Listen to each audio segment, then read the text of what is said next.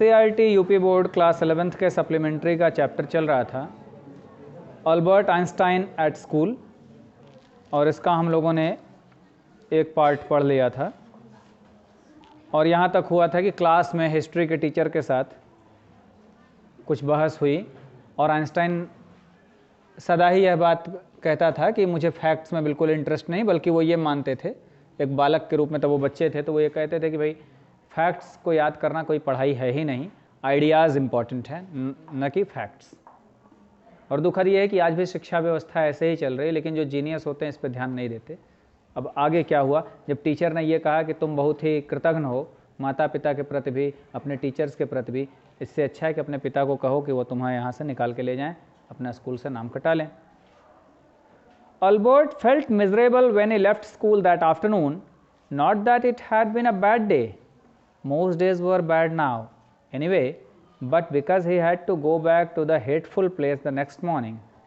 He only wished his father would take him away, but there was no point in even asking.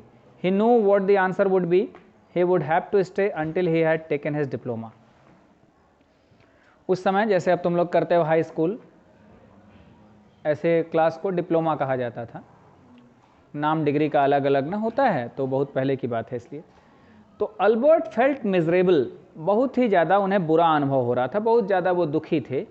इसलिए दुखी थे जब school से निकले दोपहर में, इसलिए दुखी नहीं थे कि उनके साथ आज क्लास में बड़ा बुरा हुआ, ये तो रोज़ की बात थी, ये हर दिन होता था। ये इसलिए बुरा उन्हें लग रहा था और अधिक कि फिर उसी घृणास्पद हेटफुल प्लेस, उस जगह से उन्हें बड़ी हेट थी, बड़ी घृणा थी, फिर वहाँ दोबारा उन्हें जाना है। इस बात से उन्हें और दुख हो रहा था कि फिर जाना है वहीं कल। He only wished that his father would take him away. उनकी चाहत थी कि काश पिता यहाँ से हटा लेते, लेकिन there was no point in even asking. लेकिन पूछने में भी कोई बात नहीं थी विशेष पूछने लायक। क्यों? He knew what the answer would be. क्योंकि वो जानते थे कि उत्तर क्या मिलेगा। आइंस्टाइन एक बच्चे के रूप में जानते थे कि पिता से अगर कहेंगे कि नहीं स्कूल छोड़ना है तो क्या उत्तर मिलेगा, उन्हें पता था। He would have to stay until he had taken his diploma. तो उसे कम से कम तब तक तो रुकना पड़ेगा जब तक कि डिप्लोमा पूरा ना हो जाए, वो कोर्स पूरा ना हो जाए। कोई भी माता पिता ऐसा नहीं कर सकते बीच में हटा लें इसलिए कि स्कूल नहीं पसंद है या पढ़ाई नहीं पसंद है, इस तरह से। और क्यों ऐसा होता है देखो आगे आ रहा है। Going back to his lodgings did not cheer him up. Lodgings यानी वो घर जहाँ वो रहते थे, लॉजिंग रुकने का स्थल, जहाँ ठहरे हुए थे, वो ठहर के बच्चे पढ़ रहे थे वहाँ। His father had so little money to spare that Albert had been found a room in one of the poorest quarters of Munich. Munich शहर, इतने कम पैसे थे, पिता उनके निर्धन थे, इतने कम पैसे दे पाते थे कि म्यूनिक के सबसे गंदे, सबसे स्लम, झोपड़पट्टी वाले एरियाज़ में वो कमरा लेकर रह रहे थे। इस बात को समझ पा रहे हो? जैसे जैसे पॉश एरियाज़ में जाते हो मकान महंगे होते हैं, किराया महंगा होता जाता है, जैसे ही जितनी घटिया जगह पे जाते हो धीरे धीरे लेवल गिरता है। He did not mind the bad food and lack of comfort. अब वहाँ भोजन बहुत बुरा मिलता था जिसके घर में वो किराए पे रहते थे, उन्हें बड़ा दुख नहीं था, इस बात का दुख नहीं था कि भोजन बुरा है, कंफर्ट नहीं था, कमरा बड़ा आरामदायक नहीं था, सुख सुविधाओं की कमी थी, जो भी रही हो सुख सुविधा, पानी बिजली वे सब। और इवन डर्ट एंड स्क्वेलर, और वहाँ इतनी गंदगी थी, डर्ट यानी धूल मिट्टी गंदगी, स्क्वेलर यानी बिल्कुल निर्धनता हर ओर, उससे भी उन्हें बहुत ज़्यादा नई परेशानी थी। But he hated the atmosphere of slum violence. लेकिन स्लम की जो हिंसा का एक वहाँ वातावरण था, इससे उन्हें बड़ी घृणा थी। बात बात पे लड़ाई झगड़ा, मारा मारी, ये आम बात थी। ऐसे मोहल्लों में ऐसी बातें आम होती हैं। तुम लोग गांव में भी देखोगे, कुछ मोहल्ले ऐसे होते हैं, बिल्कुल स्लम्स होते हैं, वहाँ ऐसे गाली गलौज रोज़ की बात है। सुबह सो के उठो, नींद ही खुलती है गालियों से, कोई किसी की याद कर रहा 3-4 पीढ़ियों को, 3-4 पीढ़ियों तक की गालियाँ। तो वायलेंस का माहौल होता है। फिल्मों में भी देखोगे, 10-20 साल पुरानी फिल्में, तो स्लम्स की फिल्में होंगी तो ये आम बात है, हर चीज़ के लिए मारा मारी, पानी के लिए, तेल के लिए, राशन के लिए होता है। His landlady beat her children regularly and every Saturday her husband came drunk and beat her. तो उसकी जो लैंडलेडी थी, मकान मालकिन, वो अपने बच्चों को रेगुलरली पीटती थी, नियमित रूप से पीटती रहती थी। ऐसे बस्तियों में ये आम बात होती है। और शनिवार का दिन स्पेशल होता था। उस दिन उसका पति आता था पी पा के और वो अपनी पत्नी को पीटता था। तुम लोग हंस रहे हो, हंसने की बात नहीं है। एक जीनियस आदमी के लिए, एक ऐसा मनुष्य जो बड़ा जीनियस था, पढ़ना चाहता था, ऐसे एटमॉस्फेयर में रहना, देखो कितनी उसको पीड़ादायक ये बात लग रही है। ऐसे एटमॉस्फेयर में रहना रहे तो सुनने में अच्छा लग रहा है, हम आनंद ले सकते हैं कि हाँ भाई रोज तैयारी, रोज गाली गलौज हो रहा है, मोहल्ले में ऐसा हो रहा है। But at least you have a room of your own, which is more than I can say, said Yuri when he called round in the evening. अब यूरी एक नाम आ गया। अब यूरी कौन है? अल्बर्ट का एक फ्रेंड है, ठीक है। घूमते फिरते शाम को आया ना, तो अल्बर्ट ने ये सारी बातें बताई कि यार ऐसा ऐसा हो रहा है, मैं घर जाना चाहता हूँ, पिताजी ले नहीं जाएंगे, यहाँ का नर्क जैसा वातावरण है जहाँ रह रहे। तो लेकिन वो कह रहा कम से कम एक कमरा तो है तुम्हारा अपना, तुम्हें दुनिया से क्या मतलब, अपने कमरे में बंद रहो, बाहर गाली गलौज मार झगड़ा हो रहा है, छोड़ो यार बाहर गंदगी, छोड़ो, अपने कमरे में बंद रहो। At least you live among civilized human beings, even if they are all poor students, said Albert. तो अल्बर्ट कहता है कि कम से कम इतना तो हो यार कि सभ्य लोगों के बीच रहने को मिले, सभ्य विद्यार्थियों के बीच, भले वो निर्धन हो, कम पैसे वाले हों, लेकिन सभ्य तो हों, कम से कम इतनी बात तो मिले। They are not all civilized, Yuri replied. Did you not hear that one of them was killed last week in a duel? तो यूरी कहता है ये तो बिल्कुल से सभ्य नहीं है, यानी एकदम बिल्कुल असभ्य हैं, बिल्कुल जंगली हैं, बिल्कुल उजड़ हैं। तुमने सुना नहीं क्या, एक मारा गया पिछले हफ्ते डुएल में। डुएल फाइट होती है, तलवारबाजी की फाइट। पहले ये बड़ा फैशन था, ठीक है।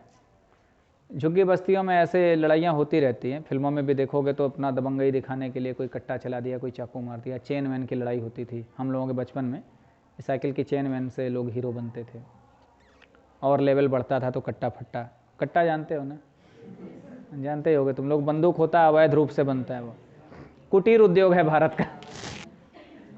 खैर, तो कहता है एक मारा गया डुएल में मारा गया। अब देखो डुएल, तलवार का युद्ध जो दो लोग लड़ते हैं शान के लिए केवल। अब आगे क्या हो रहा है? And what happens to the one who killed him? तो पूछता है भाई आइंस्टाइन कि अच्छा जिसने मार दिया उसका क्या हुआ? जो मारा गया वो तो मर ही गया, जिसने मारा उसका क्या हुआ? नथिंग ऑफ कोर्स, कुछ भी तो नहीं हुआ। ऑफ कोर्स, निस्संदेह, कोई शंका ही नहीं इसमें, कुछ नहीं होना है, कुछ नहीं हुआ। He is even proud of it, बल्कि उसको तो बड़ा गर्व है।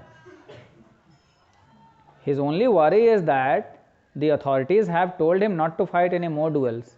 उसको केवल एक बात की चिंता है कि अथॉरिटीज यानी अधिकारियों ने, जो उस समय के अधिकारी रहे होंगे, जो कानूनी परंपरा रही होगी, उन लोगों ने कहा कि अब वो आगे से डुएल नहीं लड़ेगा। इसी बात की बड़ी चिंता थी कि अब नहीं लड़ पाऊंगा। यानी एक का मर्डर किया लेकिन ही इज प्राउड, उस पर गर्व। देखो ये सोच देखो कैसी होती है। He is upset about this because he hasn't a single scar on his face to wear for the rest of his life as a badge of honor. और वो इस बात से भी दुखी है कि उसके चेहरे पे स्का यानी होता है चोट का निशान, चोट का चिन्ह। तलवार का कोई निशान भी उसके चेहरे पर है नहीं। अधिकारियों ने आगे लड़ने के लिए मना कर दिया। अगर कम से कम चेहरे पे कोई बढ़िया कट लग गई होती तो उसको बैज ऑफ ऑनर, जैसे सम्मान के लिए ऐसे बैज नहीं मिलता, मेडल लगाते हैं ना, सब बैज, सैनिकों को देखा होगा, पुलिस वालों को मिलता है, तो यदि ऐसे मिला होता तो उसको एक बैज समझ के, सम्मान समझ के दिखाता कि देख ये देख रहे हैं ना ये तलवार। तो ऐसा भी कुछ नहीं हुआ। तो बड़ा दुखी है कि लोगों को बताऊंगा कैसे कि मैं इतना बड़ा तलवारबाज था। कहीं ठीक से कटा पिटा नहीं, नाक वाक कट गई होती, आंख फूट गई होती, कान कट गया होता। तो माइंडसेट देखो, कई लोग इसीलिए गंदे कार्यों पे भी गर्व का अनुभव करते हैं। तो कितना वहाँ का गंदा वातावरण रहा होगा। Exclaim Albert, and these are the students. एकदम घृणा से कहता है, छी छी, और ये सभी विद्यार्थी हैं, ये सभी पढ़ने वाले लोग हैं। Well you will be a student one day, said Yuri. अच्छा तुम भी तो एक दिन विद्यार्थी बनोगे। अब विद्यार्थी बनने का मतलब समझ रहे हो क्या? College student. अभी ये डिप्लोमा कर रहा है ना, अभी छोटा है, तो college student. I doubt it, said Albert glumly. Albert बिल्कुल खोए खोए से कहा, मुझे तो शंका है भाई। I don't think I will ever pass the exams for the school diploma. मुझे तो नहीं लगता है कि ये स्कूल का डिप्लोमा वाला एग्ज़ाम भी मैं कभी पास हो पाऊँगा, मुझे इसकी आशा नहीं कि मैं पास हो पाऊँ। He told his cousin Elsa that next time she came to Munich, normally she lived in Berlin where her father had a business.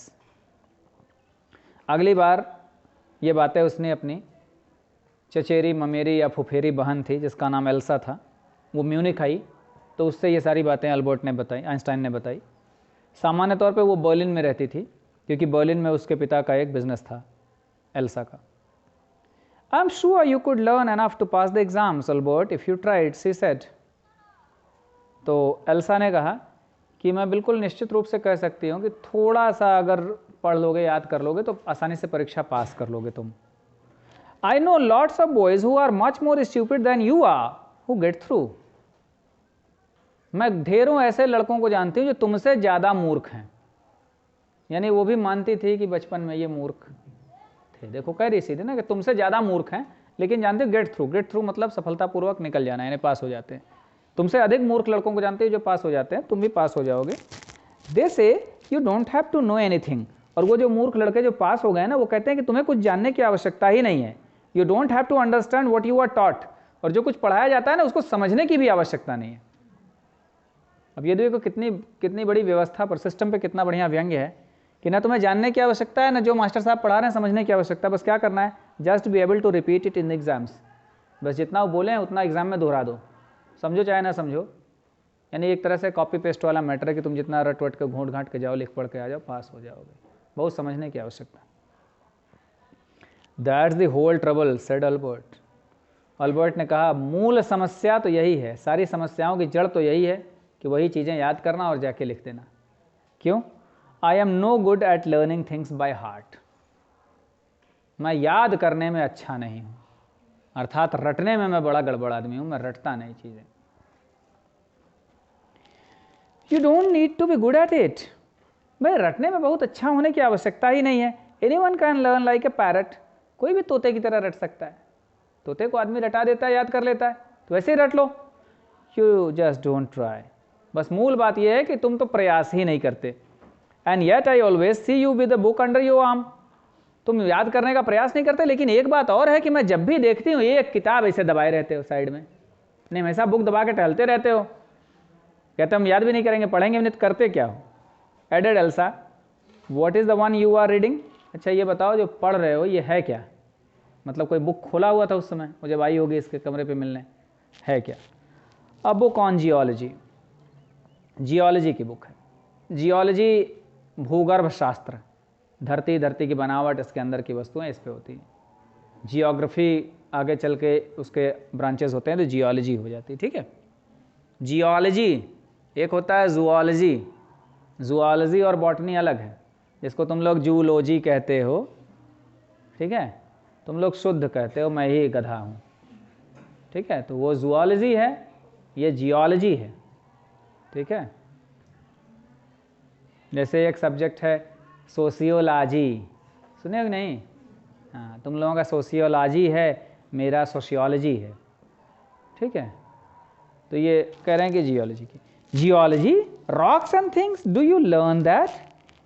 क्या बात कर रहे हो? भूगर्भ विज्ञान के बारे में, यानी चट्टान, ये सब मिट्टी, ये सब पढ़ते हो?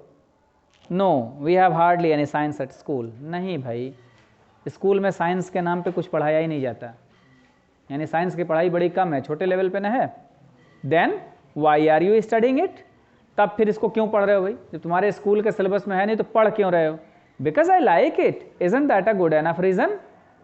क्या ये पर्याप्त अच्छा कारण नहीं है कि मुझे ये पसंद है, मुझे अच्छा लगता है ऐसी चीज़ें पढ़ना, इसलिए पढ़ रहा हूँ? एल्सा साइड, एल्सा ने आह भरी। You are right of course Albert, she said. Albert, निश्चित रूप से तुम सही हो अपनी जगह, but it won't help you with your diploma. लेकिन ये सब पढ़ाई तुम्हें डिप्लोमा में कोई इससे सहायता नहीं मिलेगी।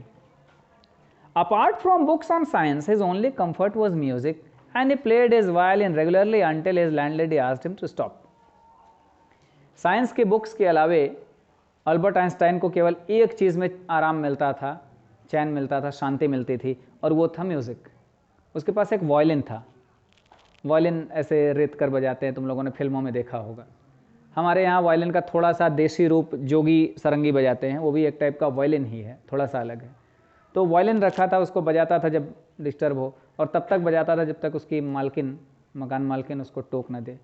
और क्या कहती थी? That wailing get on my nerves, she said, there is enough noise in this house with all the kids howling. कहती थी ये जो बिलाप कर रहे हो ना,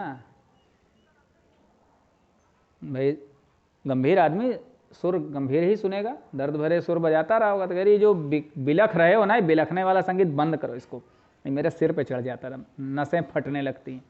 घर में पहले ही बड़ा शोर है, क्यों? क्योंकि इतने कुल हैं बच्चे, सब हाउलिंग मतलब दिन रात चिल्लाए रहते हैं।